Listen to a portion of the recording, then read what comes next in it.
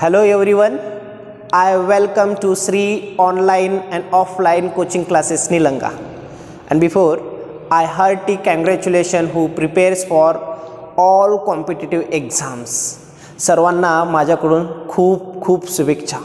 And definitely I hope you will do a great. तुम्ही खूप चांगल्या पद्धतीने तयारी करसाल. फक्त ना आपल्याला काय करायचं आहे माहिती आहे का, समजून घ्यायचं आहे. तिकडे बघा, आपल्याला ती एक टेकडी आहे. ती टेकडी कशाची आहे? तुम्हाला सैनिक स्कूल एंट्रन्स एक्झामची असेल किंवा नवोदय विद्यालयाची एंट्रन्स एक्झामची असेल किंवा स्कॉलरशिपची असेल. ज्या ज्या एक्झामची तयारी करायची आहे, इंग्लिश विषय असेल आणि इंग्लिश विषयासाठी तयारी करायची असेल तर ती टेकडी बघायची आहे. ते आपलं स्वप्न आहे आणि मी तुम्हाला तेच करणार आहे. त्या टेकडीकडे जाण्यासाठी आपल्याला स्टेप बाय स्टेप आपल्या मंजिलकडे जावं लागेल. हा आपली मंजिल साध्य करण्यासाठी सर्वात अगोदर असते प्लॅनिंग. कुठल्याही एक्झामची तयारी करायची असलं की अगोदर आपल्याला सिलेबस माहिती असला पाहिजे. काय सिलेबस असतो, कसे प्रश्न विचारतात, आपण कशी तयारी करायची, 3 प्रश्नाची उत्तर आपल्याला माहिती पाहिजेत. आपल्याला कुठे जायचं आहे, कसं जायचं आहे आणि आपण कुठे आहोत हे ओळखणं खूप गरजेचं आहे. मग चला तर, आणि तुम्ही इथे माझ्यासोबत आहात learn English with Tukaram. English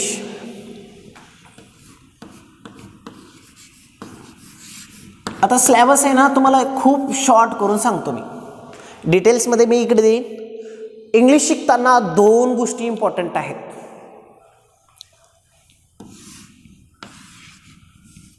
first vocabulary,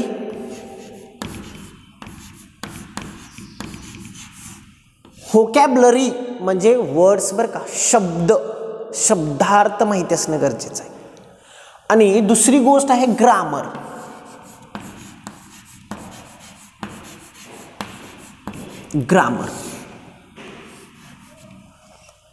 vocabulary इंग्लिशमध्ये कुठल्याही एक्झामच्या रिलेटेड तुम्हाला कॉम्प्रिहेन्शन असेल. आता डिटेल्स घेणार आहे. इकडे चार्ट बनवू आपण. एकूण 7 इम्पॉर्टंट पॉईंट्स आहेत. साईडला PDF आहे. PDF डाउनलोड करा आणि सिलेबस तुमच्या समोर ठेवा. ह्या आजच्या पहिल्या इंटरॅक्टिव्ह सेक्शनमध्ये, पहिल्या क्लासमध्ये आपण काय करणार आहे, फक्त आपल्याला कुठे जायचं आहे ती आपली मंजिल आहे आणि ते आपल्याला ठरवायचं आहे कसं कसं, स्टेप बाय स्टेप. प्रत्येक एक व्हिडिओमध्ये हे तुम्हाला साध्य होईल. व्होकॅब्युलरी आणि ग्रामर. व्होकॅब्युलरी इंग्लिश शिकताना 70% इम्पॉर्टंट आहे आणि ग्रामर ओनली 30% इम्पॉर्टंट आहे. इकडे आपल्याला फोकस करायचं आहे. तुम्ही जर सिलेबस हे पेजेस पाहिले, हे ऑल कॉम्पिटिटिव्ह एक्झामसाठी महत्त्वाचे आहेत. त्याच्यामध्ये डिव्हिजन केलेलं, पहिला डिव्हिजन लिहून घ्या सर्वांनी.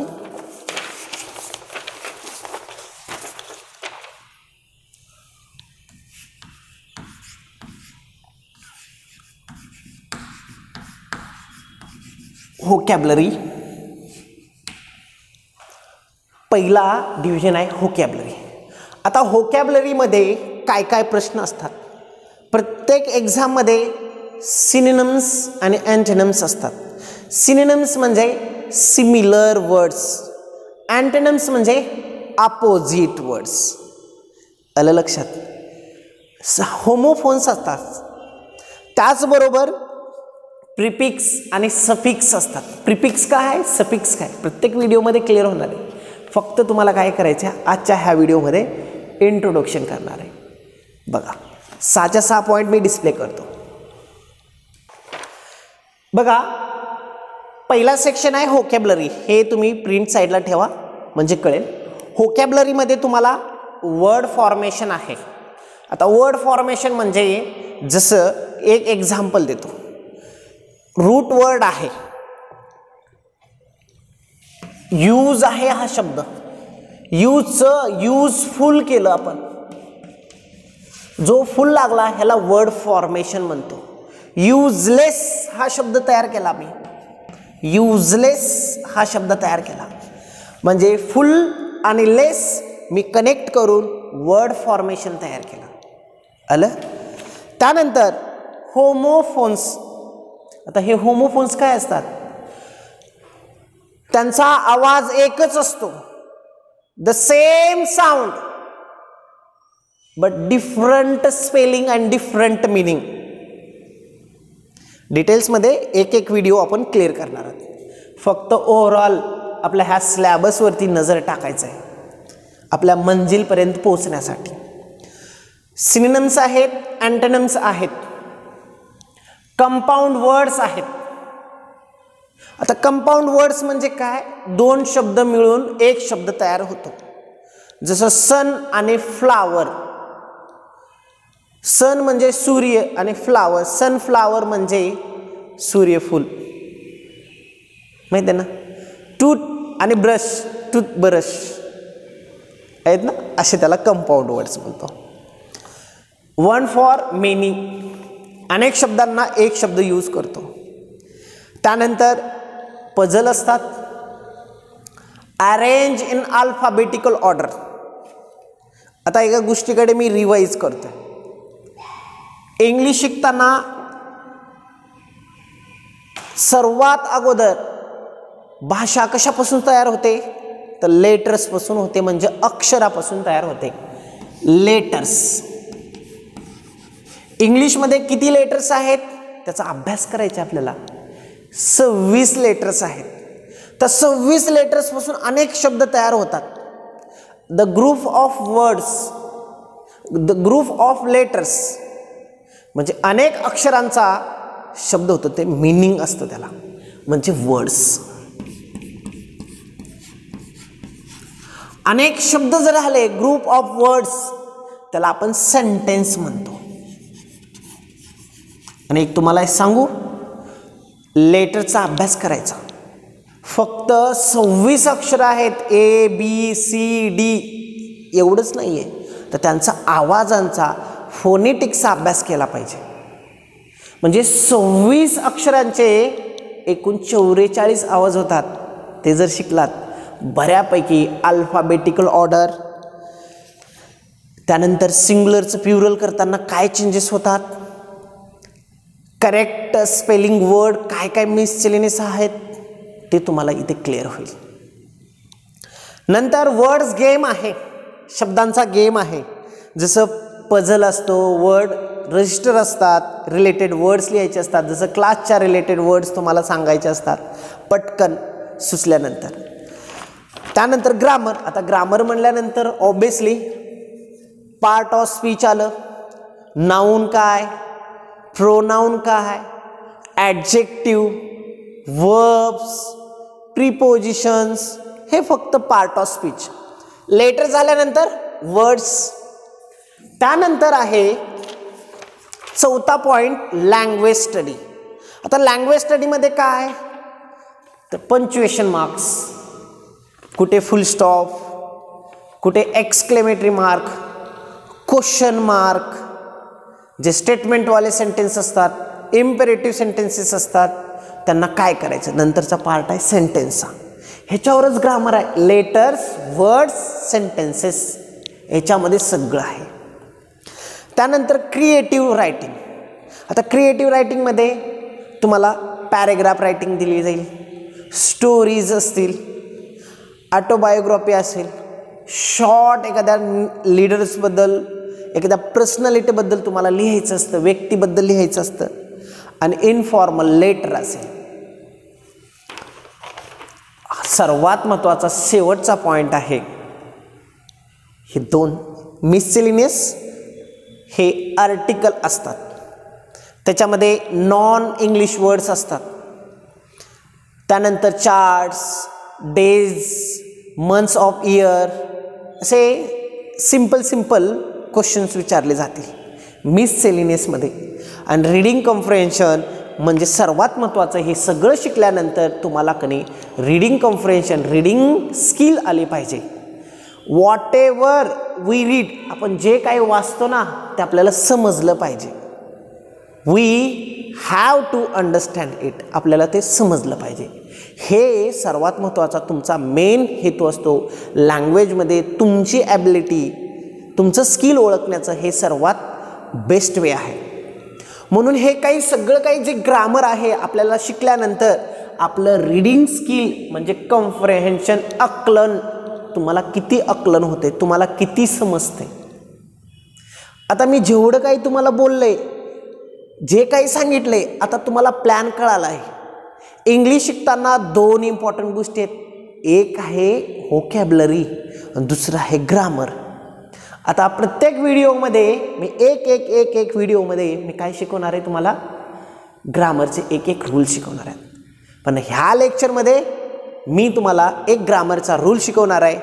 तो मिससेलेनियसमधला पार्ट आहे article. See look at the बोर्डकडे बघा. आर्टिकल्स मराठीमध्ये उपपदे म्हणतो.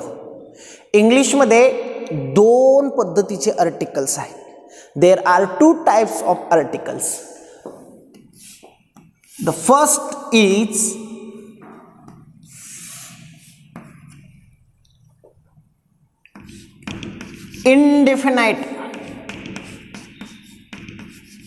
indefinite article. तर मराठीमध्ये इनडेफिनाइट म्हणजे समजलं पाहिजे. आणि डेफिनाइट आर्टिकल.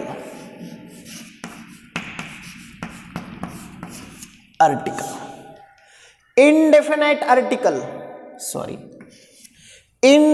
आर्टिकल म्हणजे जे निश्चित नसलेले, आणि डेफिनाइट आर्टिकल म्हणजे निश्चित असलेले, फिक्स.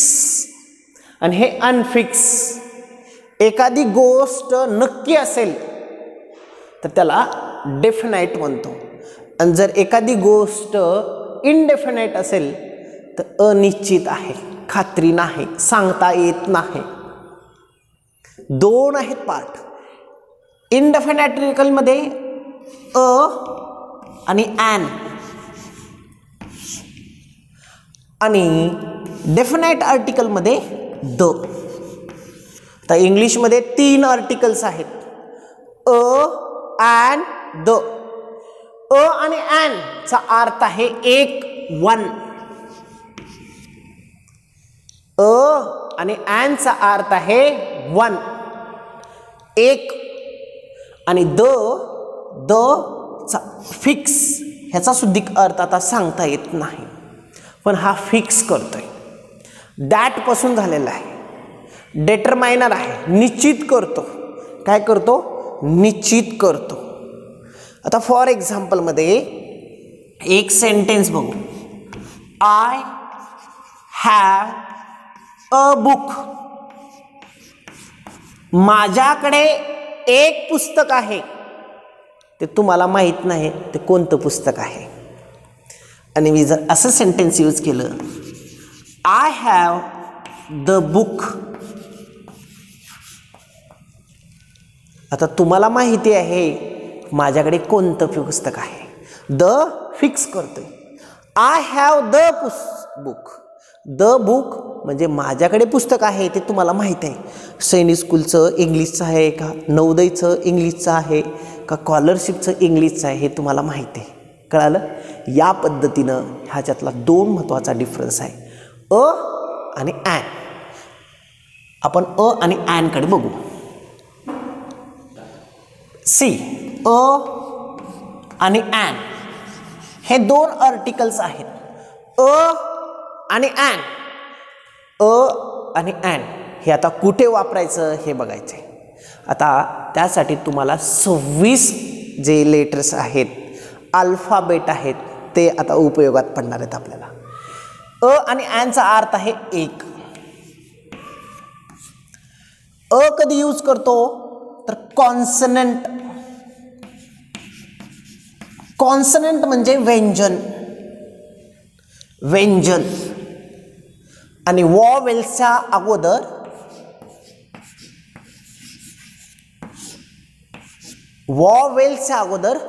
ॲन यूज करतो. ए बी सी डी झडपर्यंत एकूण 26 अक्षरापैकी आता तुम्हाला माहिती आहेत how many vowels in alphabet. तर 5 वॉवेल्स आहेत. कुठले आहेत?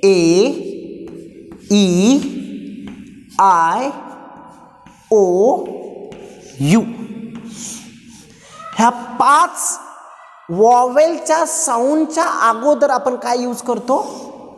ॲन यूज करतो. एक दाखवतोय बरं का, आणि ॲनचा एक अर्थ आहे, अनेक वचनसाठी येत नाही, लक्षात ठेवायचं आहे. Be careful.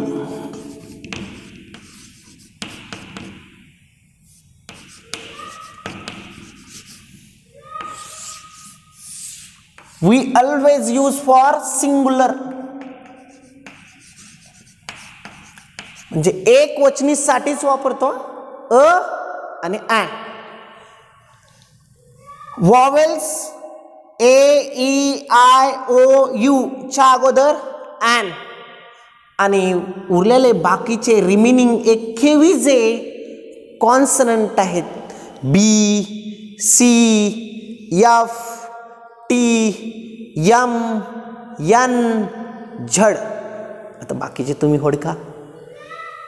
अधूनमधून मी सांगितलं हे 21च्या अगोदर आपण वापरतो. आता मी तुम्हाला 2 शब्द देतो, मला सांगायचंय तुम्हाला. एक कॅप. आता एकच आहे आणि कॅप एकच आहे.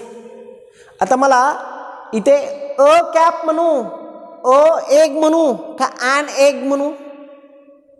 ऑब्विसली तुमचा आन्सर असणार आहे ॲन एग. का? तर कारण का तो तुम्ही ह्याचा आवाज जो युलाला आहे तो एचा उलाला आहे, म्हणजे ई असल्यामुळे ॲन एग. आता हे ह्याचा आवाज एचा असल्यामुळे कॅप आणि ॲन एग. आता क्लिअर झालं? आता तुम्हाला छोटीशी एक्सरसाइज देतो, तिथे तुम्ही आयडेंटिफाय करा कुठं आणि कुठं ॲन, आणि त्यानंतर परीक्षेमध्ये तुम्हाला कसा प्रश्न विचारला जातो ते सुद्धा बघू आपण. Look at the board. अगोदर बोर्डकडे बघा तुम्ही सर्वांनी. आपण आर्टिकल पाहतोय. आर्टिकलमध्ये 3 आर्टिकल्स आहेत, ॲन, द. त्याच्यातले 2 आर्टिकल पाहतोय, आणि ॲन, म्हणजे इनडेफिनाइट आर्टिकल, जे निश्चित नसलेले, काही सांगता येत नाही, पण त्याचा अर्थ एक आहे. कधीही इंग्लिशमध्ये आणि ॲनचा अर्थ आहे एक, 1. परत लक्षात ठेवा, हे सगळे एक आहेत. कार, फ्रॉग, ॲपल, ऑरेंज, हे सगळे एक आहेत म्हणून दाखवायचं. यांच्या अगोदर काय येतं आता बघायचं. येतं का ॲन? येतं का ॲन? कॉन्सनंटच्या अगोदर आपण ए यूज करतो आणि वॉवेलच्या अगोदर आपण ॲन यूज करतो. चला, ह्याचा आवाज कार, ह्याचा फ्रॉग, ह्याचा Apple, orange, actor, umbrella, insect, house, uncle. Confuse व्हायचं नाही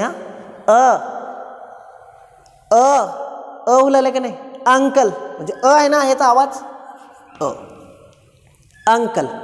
चला मग आता इथे पहिल्या शब्दाला का ॲन? ऑब्विसली येतं.